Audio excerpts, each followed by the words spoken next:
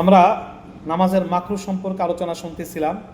আমাদের দ্বিতীয় অধ্যায় বা দ্বিতীয় পার্টে আমরা 6টি আলোচনা শুনেছিলাম। 6 নম্বর যে অমনোযোগিতা এবং এমনি অলসতার কারণে সবসময় মাথা খালি রেখে নামাজ পড়া।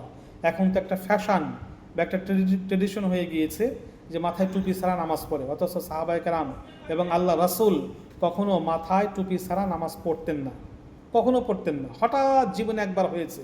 এখন বলে মক্কা মদিনায় দেখে আসলাম কেউ টুপি পরে না, দলিল দেয়। অথচ এটা মোটেও উচিত না। অবশ্যই মাথায় টুপি রেখে নামাজ পড়া উচিত।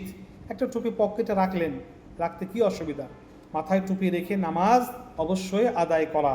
এটা ফ্যাশন হয়ে গেছে, টুপি ছাড়া দৌড়ে গিয়ে নামাজ পড়া। এটা প্রকৃত মুসল্লি, আপনি মহাব্বতের মুসল্লি বা আল্লাহর প্রিয় বান্দার পরিচয় দিলেন না। এই জন্য টুপি পরে নামাজ আদায় করা।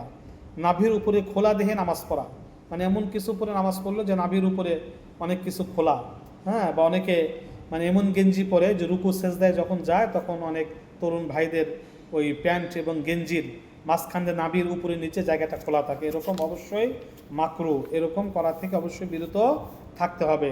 7 নাম্বার, আঙ্গুল মুটকানো অথবা এক হাতের আঙ্গুল অন্য হাতের আঙ্গুলের মধ্যে ঢুকিয়ে দেওয়া।